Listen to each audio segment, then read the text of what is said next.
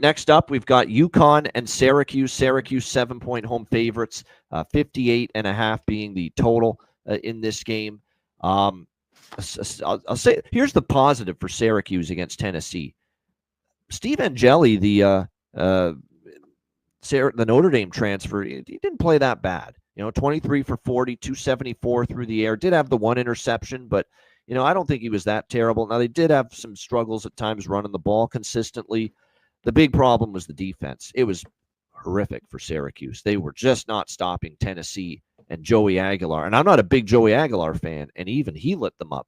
And that's definitely something that I'd be concerned about moving forward. When you give up almost 500 total yards of offense, that's not a good sign.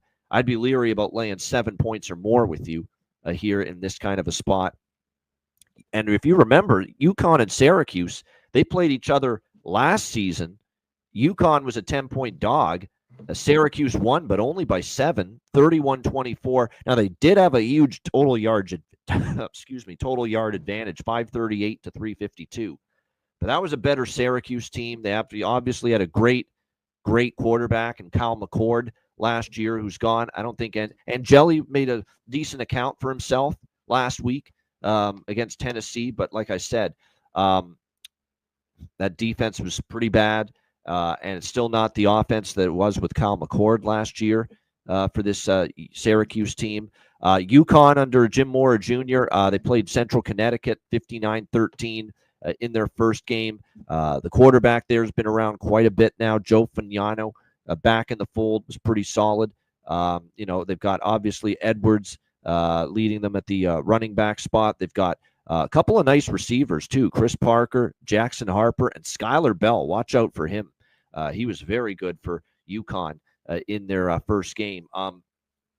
I lean UConn here. Again, they lost by 7 last year, and I think UConn is maybe slightly better than last year this year, and I don't think Syracuse is as good. So, like I said, if they lost by 7 to Syracuse last year against a Syracuse team that was a lot better, what's to say this can't be a one-score game again? So the money's come in on UConn, 8.5 down to 7. I agree with it a little bit here. 58.5. I'll tell you what, the UConn offense looked good.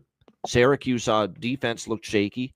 I do think Angeli and the Syracuse offense, and I like UConn, but you're not going to tell me that UConn's defense is in the same ballpark as Tennessee's. You're just not going to convince me of that. Not to mention Tennessee, this could be one of the better defenses they've had in a few years. So I still see Syracuse back home moving the ball. So the over, I think, could be in play here, 58.5. C-Mac, what do you think? UConn, Syracuse. Yeah, I think it's a tad bit too high. Just with their game and how they played last week. So I have to stay off there, I think, even though there's probably some points in this game.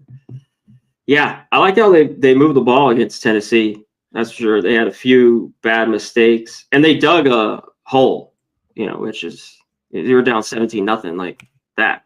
It seemed like right after the first quarter. So Angeli, I thought he played all right. They had to throw it. He threw for 275, a touchdown, the pick. So, but I think UConn can move the ball in Syracuse. That's why they're live here with 7. I think they'll be able to run the football in this game. You talked about Edwards. They had a few. I know they spread it out. Kind of, the game was a blowout last week, but I think they could do enough here to keep this game close. Even if Syracuse wins, this game is tight. So I do like UConn +7.